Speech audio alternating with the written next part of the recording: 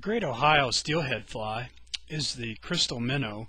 Don Mathews from Dfishinfool fly guide service up there taught me this one a few years back, and we've used it on the Ohio tributaries many a times, and it's a great, almost like a clouser type pattern, but it's got enough shine and enough translucency just like a minnow would.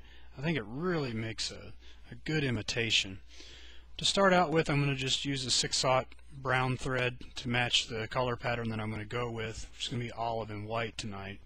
And I'm going to put a little medium bead chain eye.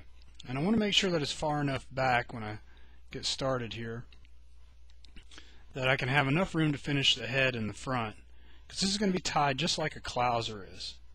But we're going to use this bead chain eye to kind of flip that hook over and give it a little bit of a keel effect. It's not going to give it a lot of weight, so it's not going to sink real fast, but it has a great action in the water as you fish it through a riffle. Kind of get those bead chains going. I give a little bit of a wrap here, about halfway back the hook shank, more for something a little bit of hold on to. So we tie them backwards just like you would a clouser, so I'm going to use an olive and white. I'm going to use some yak hair just because I have it, a little bit different, but you could use bucktail or craft fur or whatever you'd like. I want the tail of this to be I want it to stick out about twice the length of the hook shank. So I'm going to tie it in about there. I think that looks pretty good. I'm going to go with a few wraps right behind the eyes just to snug them down, and then I'll sneak up in front of the eyes and grab that hair. Get a few good wraps there. Now what I want to do is I want to make sure that I cut this back at an angle so I can get a nice tapered head. Get that in there. Alright.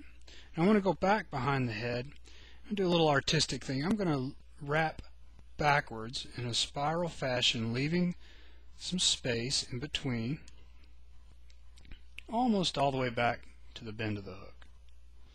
When I get back here, I'm going to make a few extra wraps, and then I'm going to come back. I'm going to space them out evenly so that I almost get a woven look to that pattern. Go back under, and for now I'm just going to put one little half hitch in there.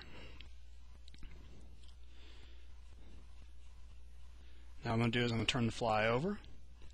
Here comes the crystal part. I'm going to use a rainbow crystal flash.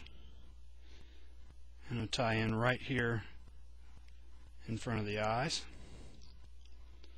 A couple wraps.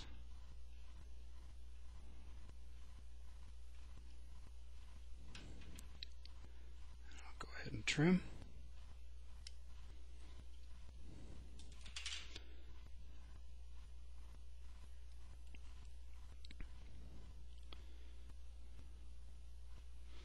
Lay that back. Alright, now I'm going to finish it off with my darker color, which is going to be my green.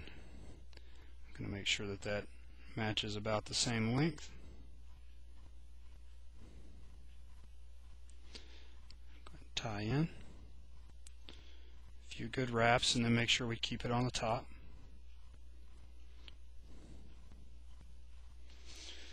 Again, I'm going to cut this at an angle so I can get a tapered head.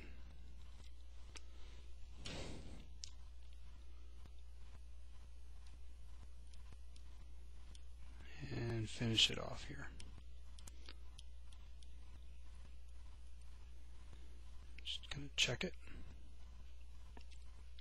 Looks great. Whip finish. And then what I would do is go ahead and take some head cement and really work it into the fibers of that thread, really work it into the head of that fly, and make sure that it's all glued down. But that would be the Crystal Minnow.